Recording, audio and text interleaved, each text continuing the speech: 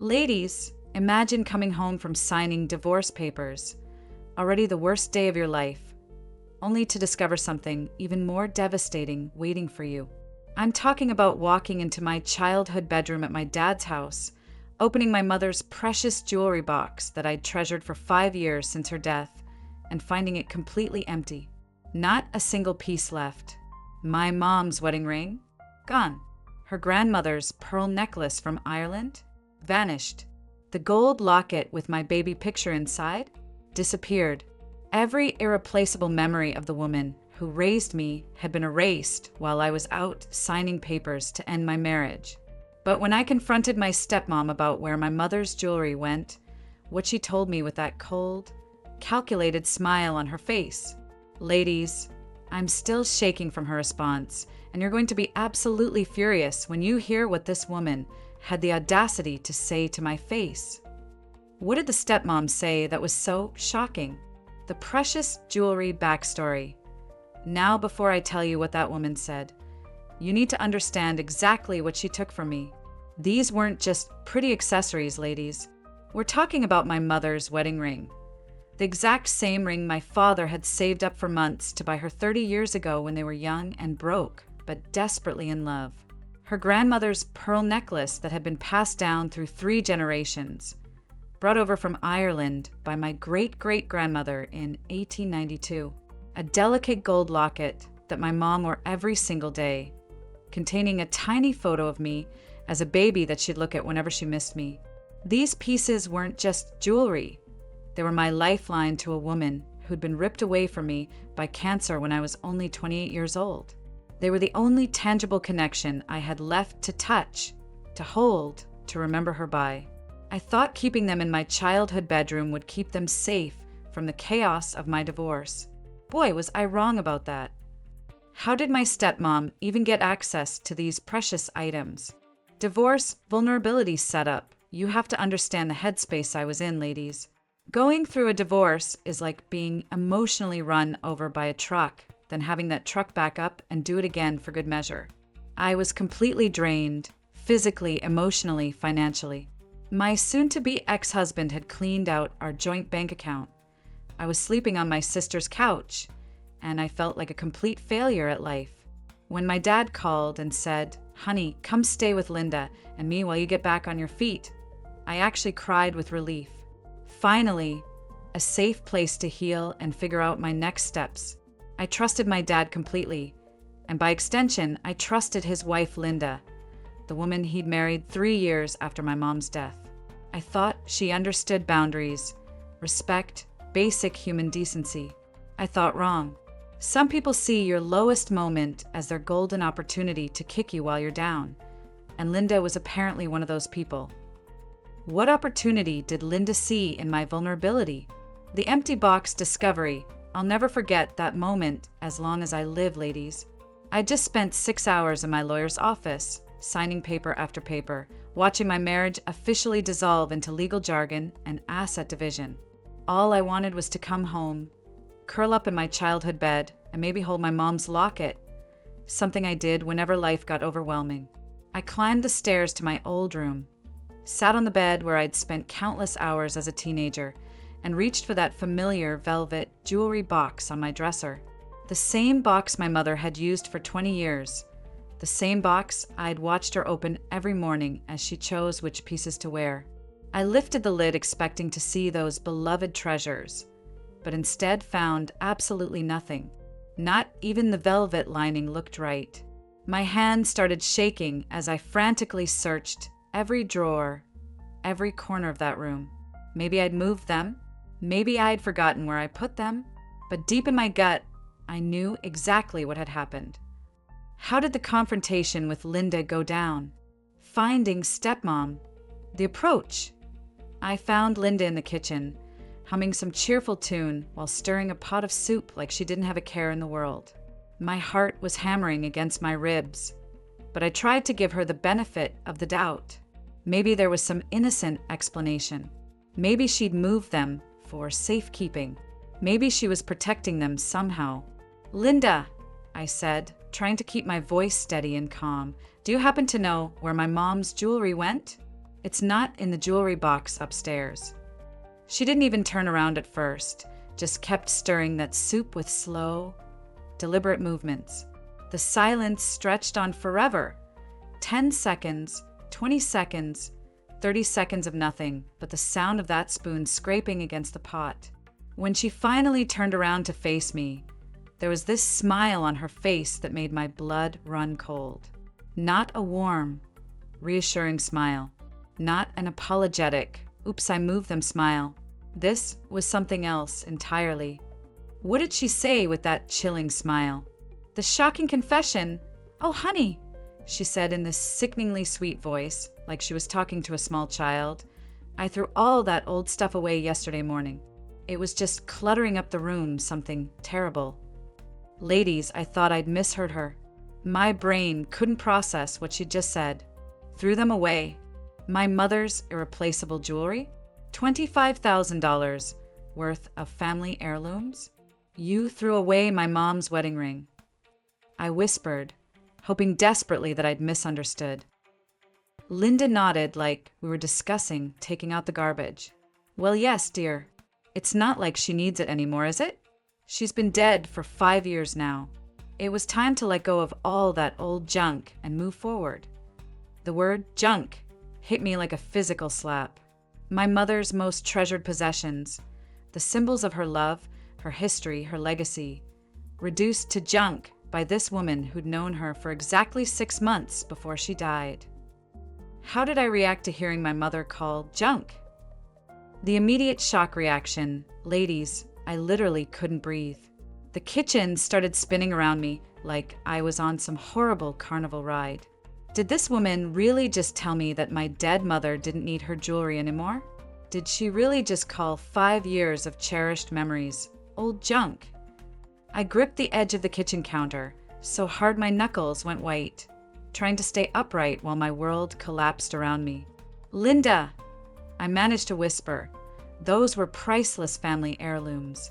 They belonged to my mother, her grandmother. They were all I had left of her. Linda just shrugged, actually shrugged like we were discussing the weather, and turned back to her soup. "Well, I needed the space for my things," she said casually. "Your father completely agrees with me that it's time you stopped living in the past." Those words hit me like lightning. My father agreed? The man who'd promised at Mom's funeral to always honor her memory. Did Dad really agree to throw away Mom's jewelry? The father factor.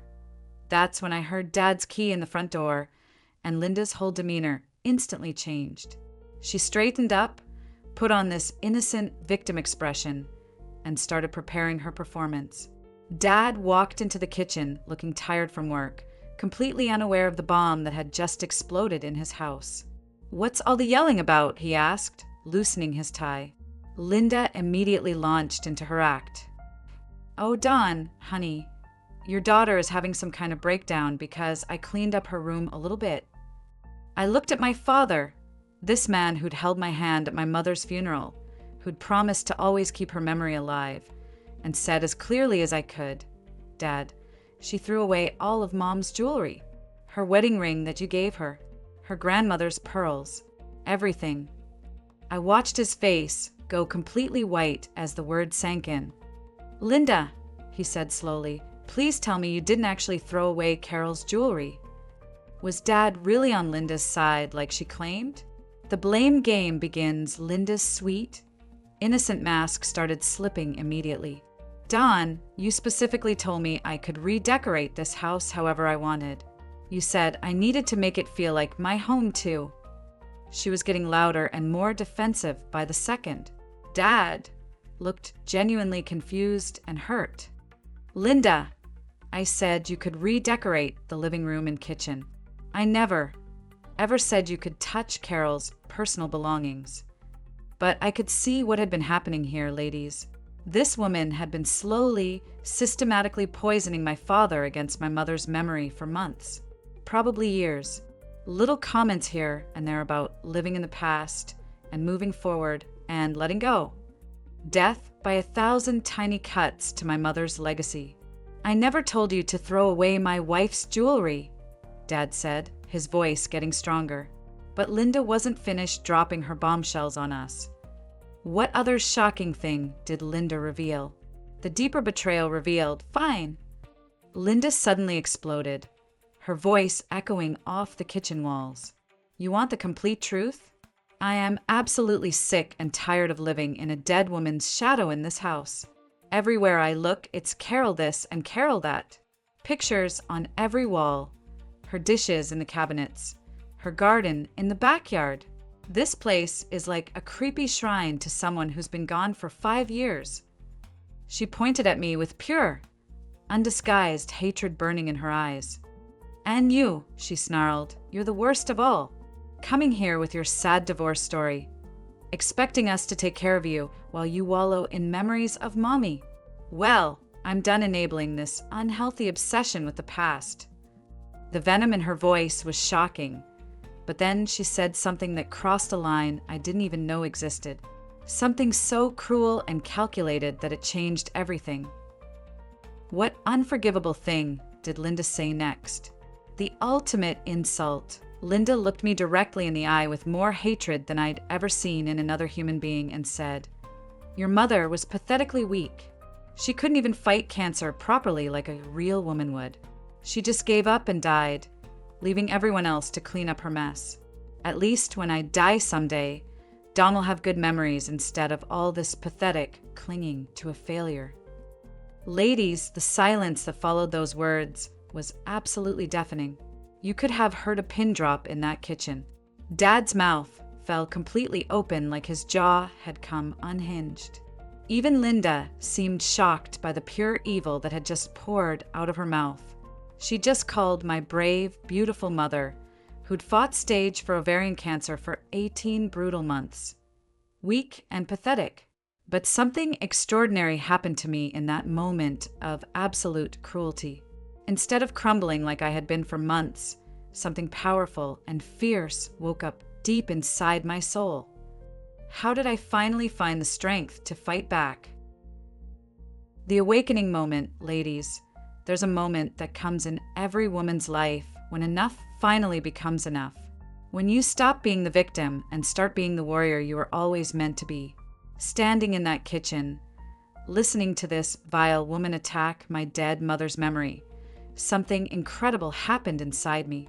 All the grief, all the divorce pain, all the years of being the nice daughter who kept the peace, it all transformed into pure, focused strength. I wasn't the broken divorcee anymore, crying on my sister's couch. I wasn't the grieving daughter, desperately clinging to memories. I was a warrior defending the honor of the most important person in my life. I stood up straighter than I had in months, looked Linda directly in her cruel eyes, and felt words rising from some deep, powerful place I didn't even know existed. Words I should have said the very first time this woman disrespected my mother's memory. What powerful words did I finally speak? The first stand, Linda, I said, and my voice was steady as steel for the first time in months. You just made the biggest mistake of your entire life. She actually laughed, this harsh, mocking sound that echoed off the kitchen walls. She was still thinking I was the same broken woman who'd walked into this house begging for help. Oh, really? She sneered. And what exactly are you going to do about it, sweetie? Run to Daddy crying? File a police report over some old jewelry? Good luck proving I did anything wrong. That's when I smiled back at her, not a nice smile, not a friendly smile, but the kind of smile a chess master gives when they're about to announce checkmate. No, Linda, I said calmly. I'm not going to cry or beg or plead with you. I'm going to do something much, much smarter. Something you clearly didn't think about when you decided to mess with the wrong family. The confidence in my voice seemed to shake her just a little bit. What smart plan was I formulating? The legal angle introduction. See, ladies, here's something most people don't realize about family drama and personal property. There are actual laws, real, enforceable laws, about disposing of other people's belongings without permission, even if you're family, even if you're living in the same house, even if you think you're doing someone a favor by decluttering their life. During my divorce proceedings, my sharp-as-a-tack lawyer, Sarah, had mentioned something about personal property rights that hadn't seemed important at the time. But standing in that kitchen, watching Linda's smug face, those legal conversations suddenly became very relevant indeed. I pulled out my phone right there in front of both of them. "I need to make a quick call," I announced. "Sarah, it's me. I have a legal question about someone disposing of inherited property without the owner's consent.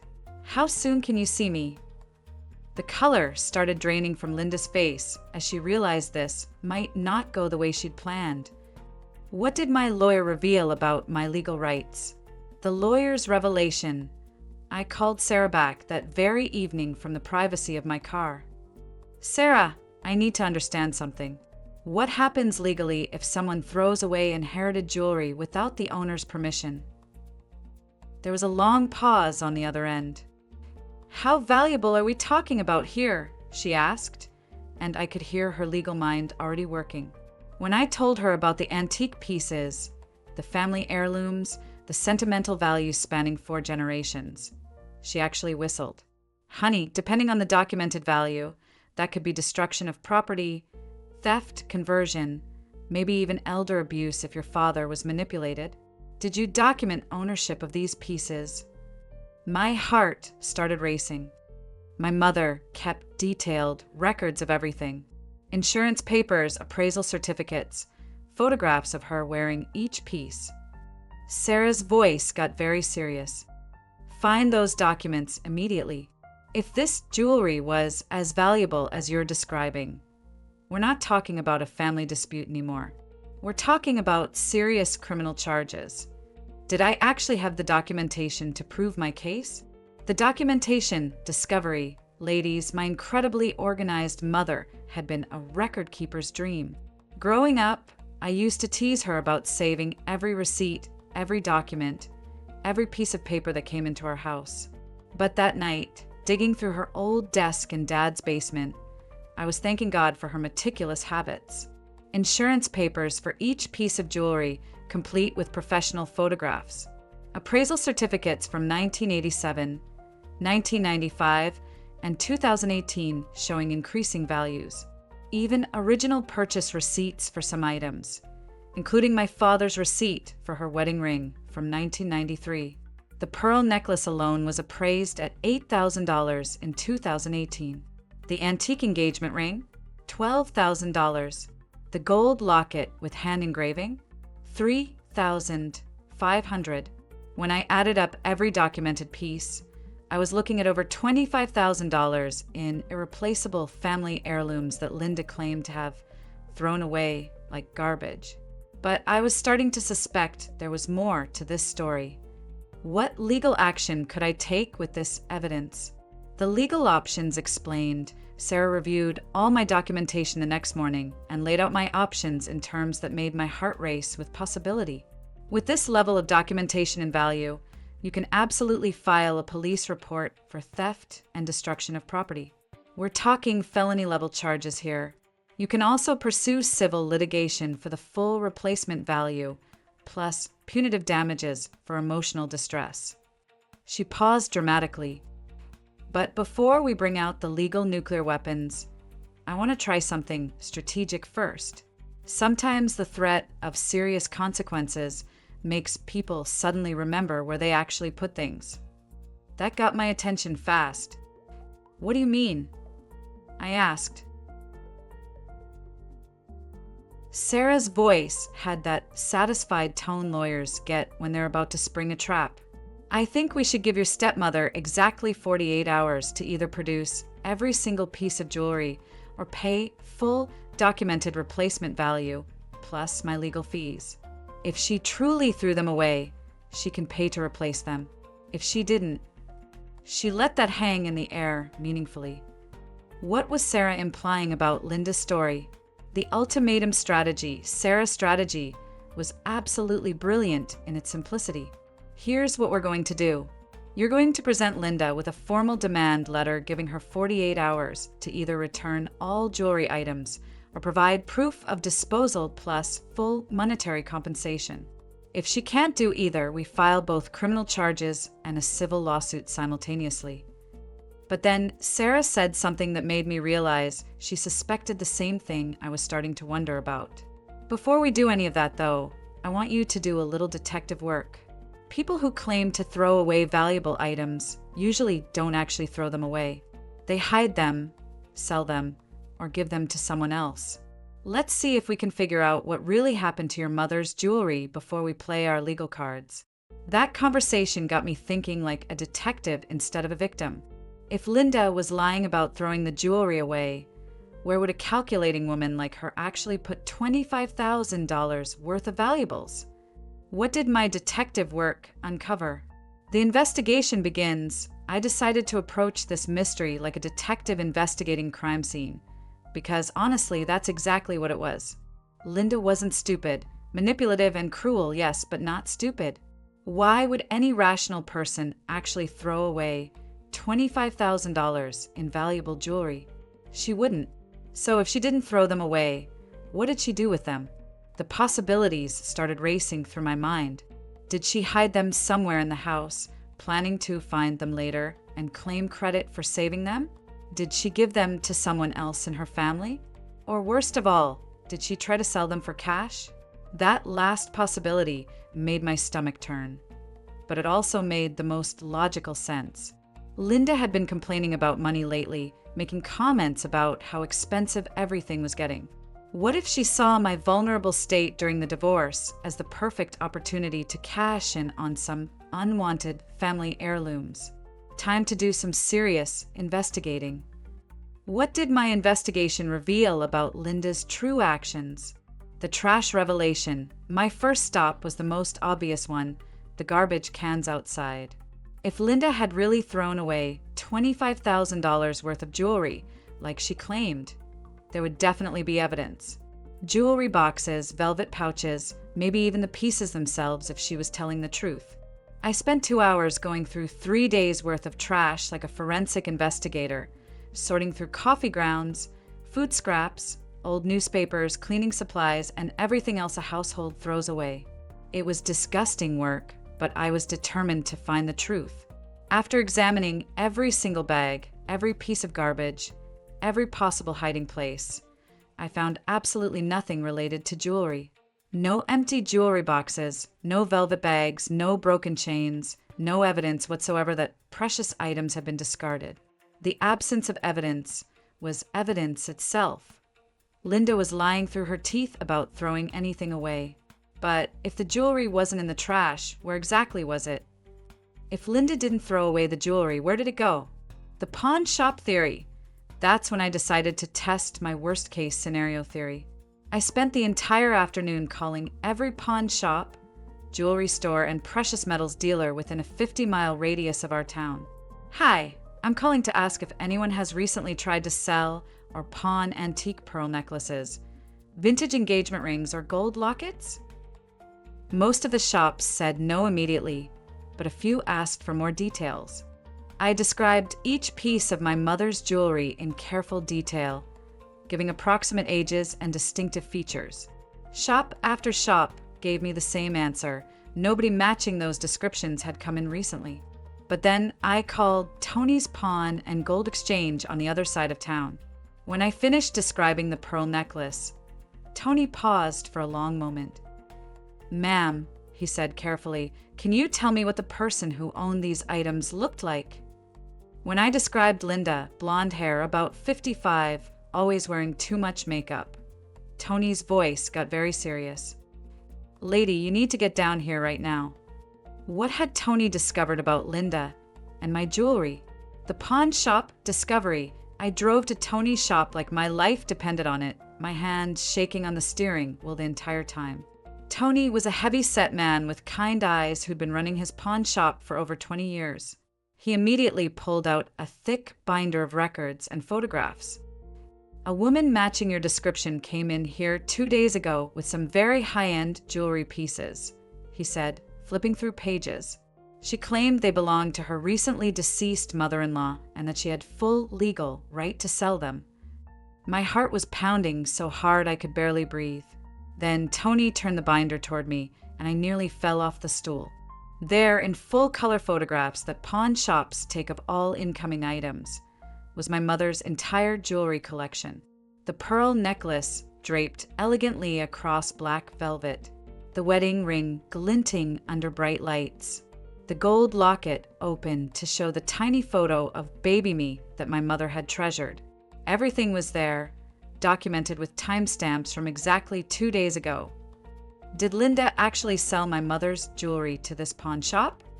The attempted sale, Tony continued explaining what had happened, and with every word, Linda's deception became clearer.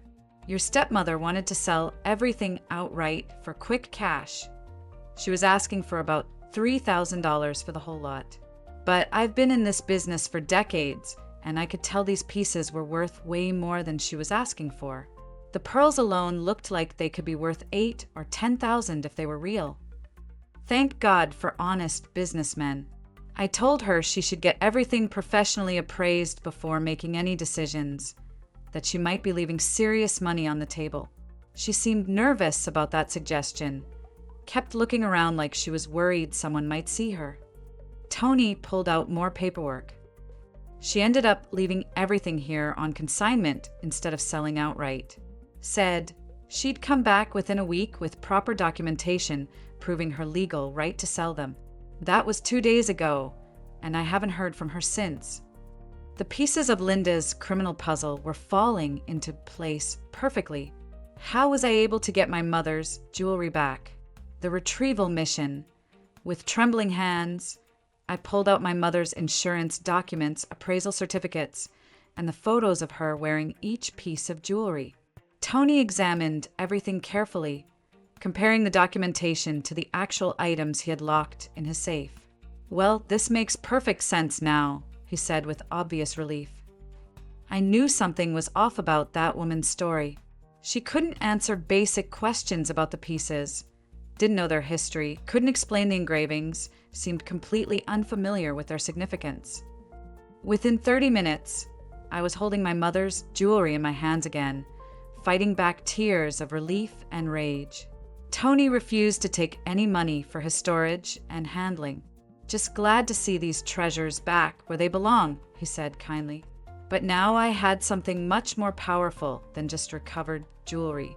I had documented proof that Linda had attempted to commit theft and fraud.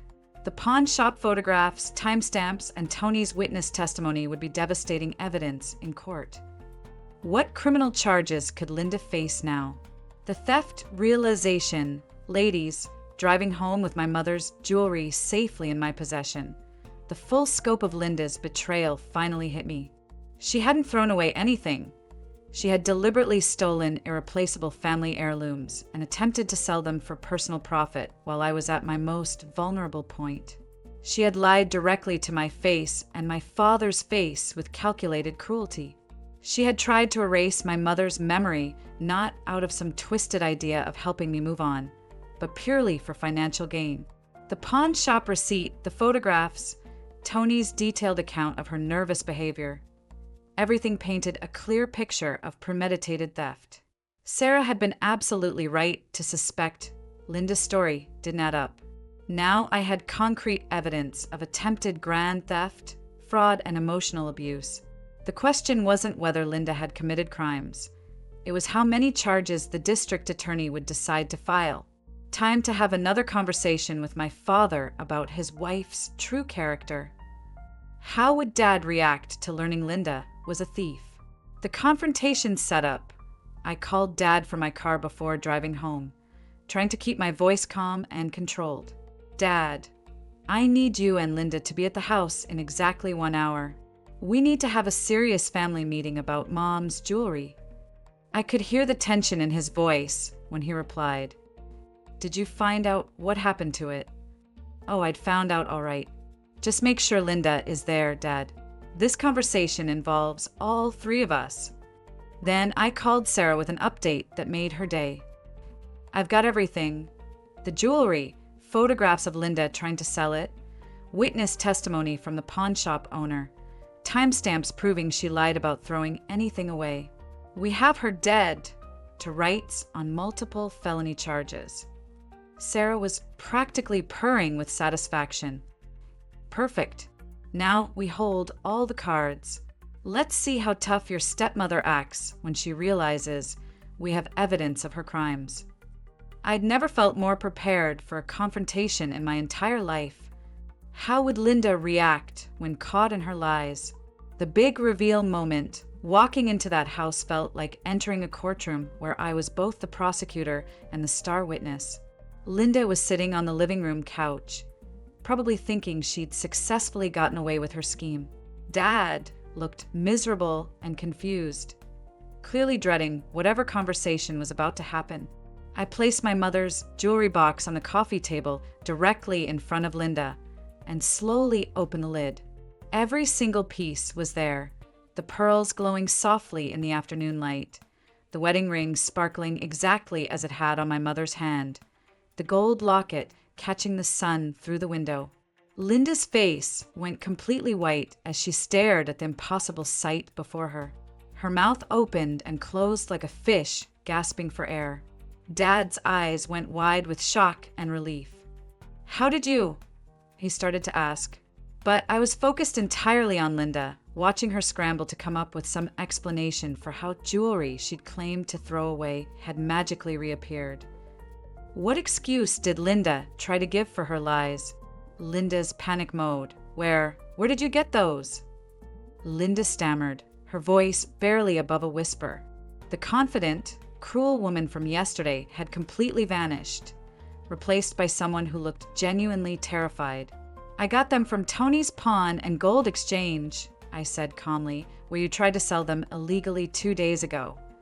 Dad's head snapped toward Linda, so fast I thought he might get whiplash. "Pawn shop? Linda, you told us you threw them away. What is she talking about?"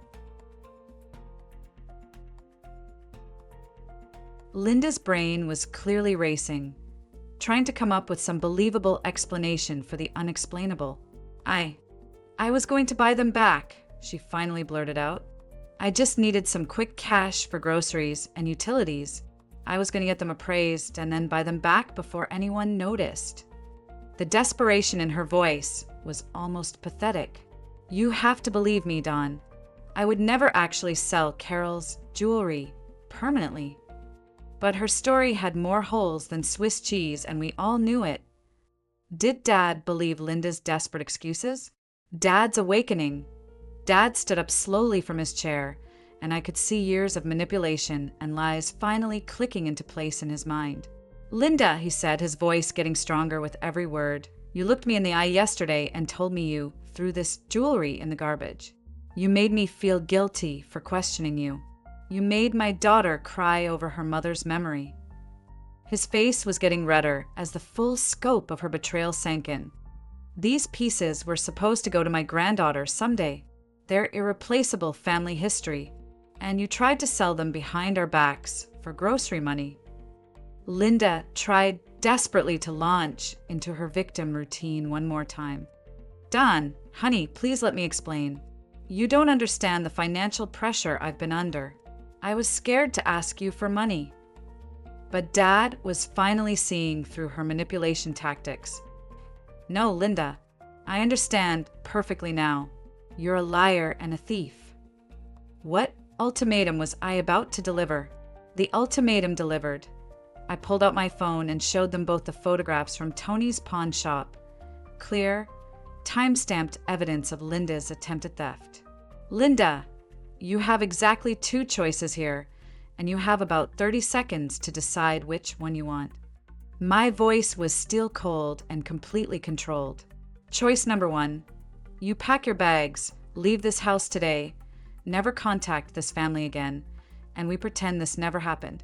Choice number 2, I walk out that door, drive straight to the police station and file formal criminal charges for grand theft, fraud, elder abuse, and emotional distress. Then you get to explain to a judge and jury why you tried to steal irreplaceable family heirlooms from a grieving daughter during her divorce.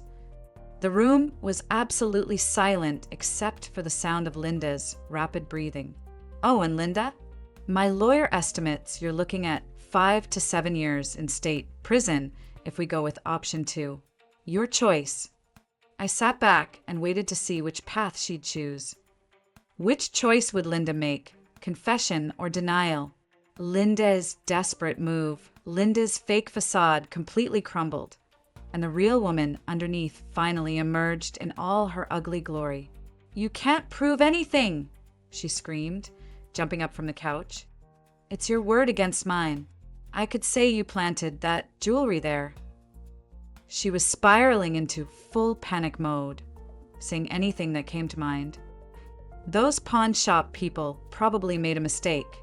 Maybe someone who looks like me brought in similar jewelry.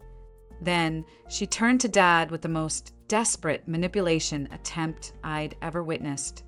"Don, she's trying to destroy our marriage. She's been jealous of our happiness from day one. You have to choose right now. Your dead wife's spoiled daughter, or your living wife who actually loves you."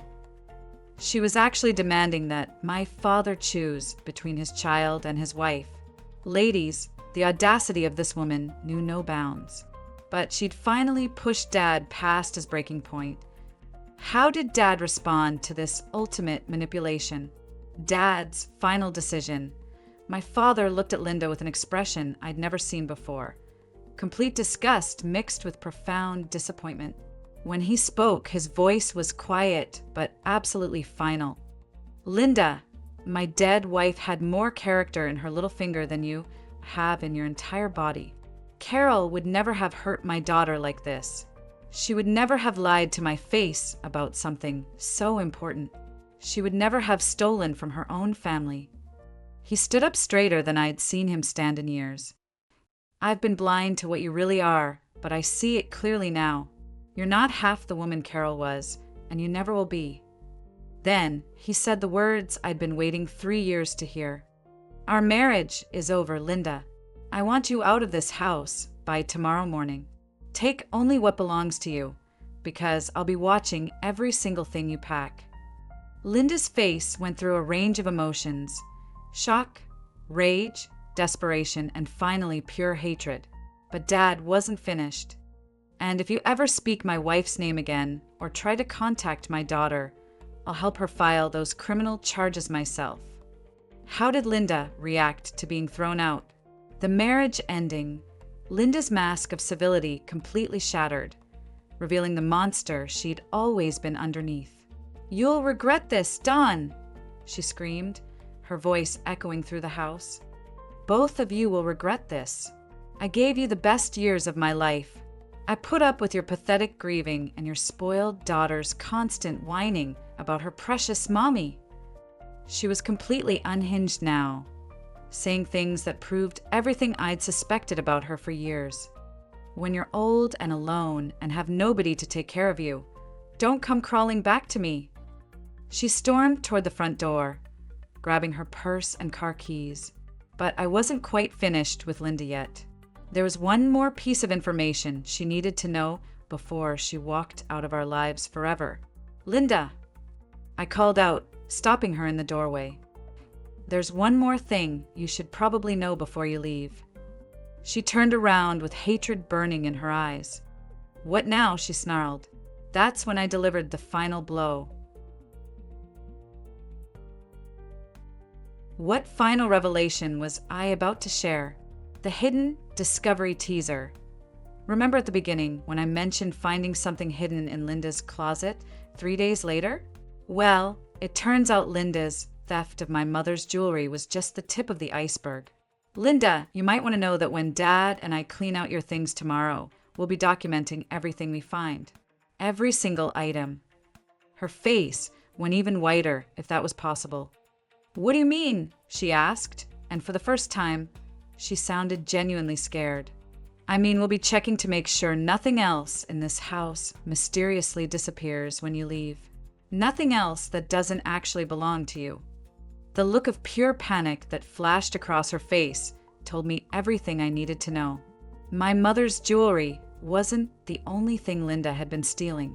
There were other items, other crimes, other lies we hadn't discovered yet. And judging by her reaction, whatever else she'd taken was significant enough to terrify her. What other items had Linda stolen from our family? The closet discovery.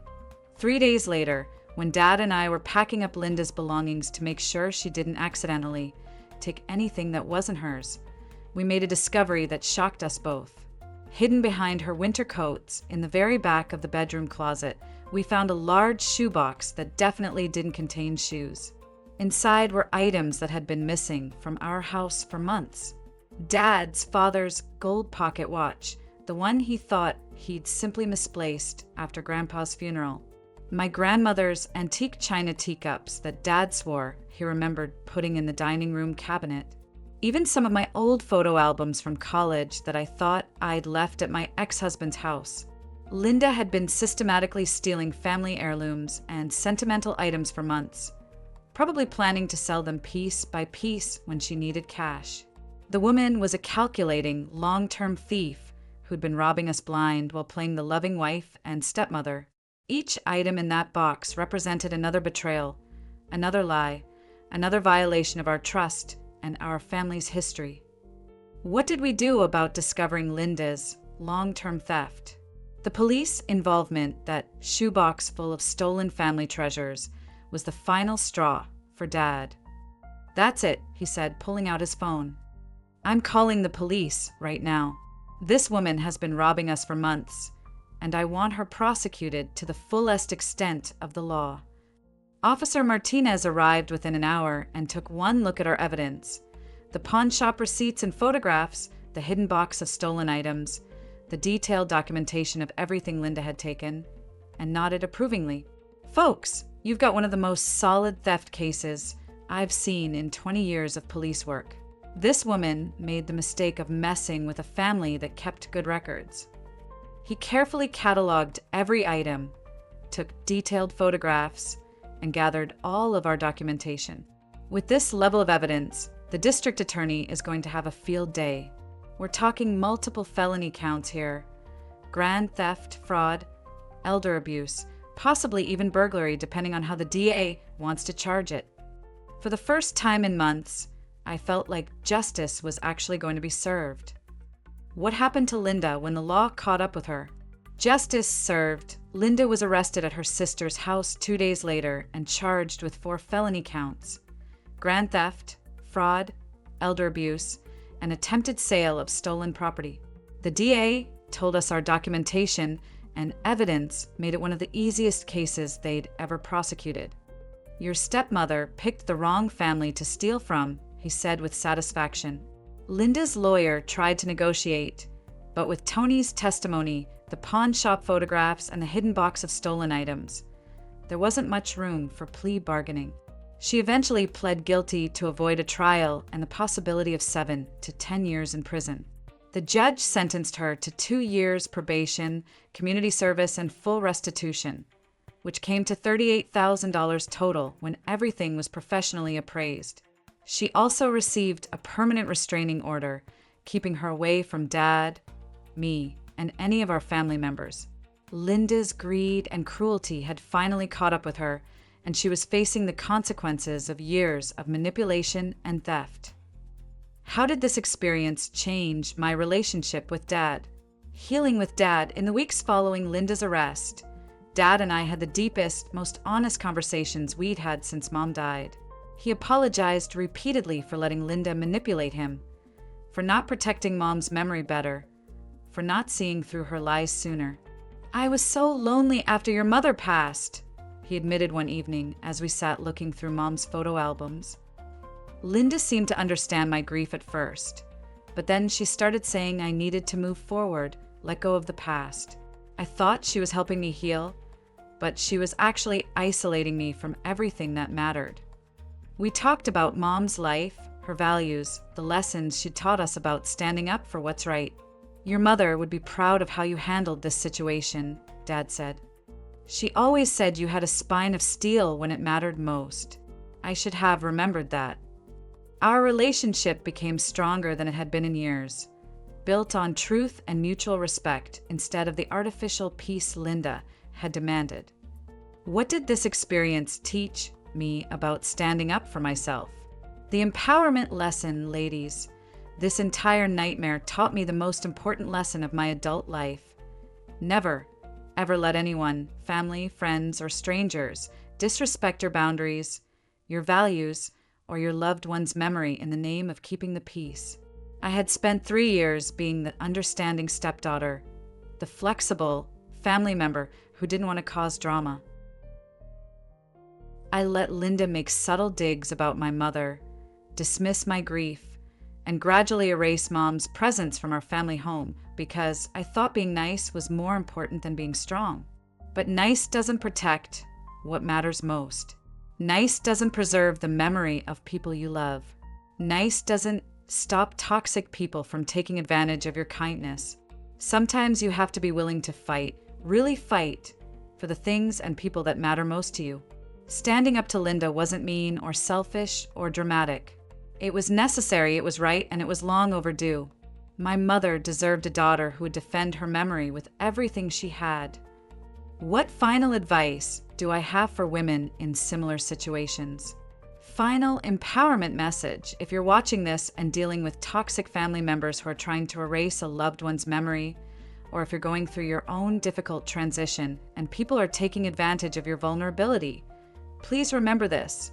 You have more power than you think you do. Document everything. Take photos, save receipts, keep records. Know your legal rights. Most areas have laws protecting personal property and inheritance items. Don't let anyone convince you that defending yourself makes you the villain in the story. Set boundaries and enforce them, even when it's uncomfortable, especially when it's uncomfortable. Your voice matters, your memories matter, your loved ones' legacies matter, and you matter. You don't have to be perfect or polite or accommodating to people who are hurting you. You have the right to protect what's precious to you, and you have the strength to do it even when it feels impossible. Trust yourself, gather your evidence, and fight for what's right. The people who truly love you will support you, and the people who don't were never really on your side anyway. What boundary have you had to defend in your own family? Share your story in the comments. Your experience might give another woman the courage she needs to stand up for herself.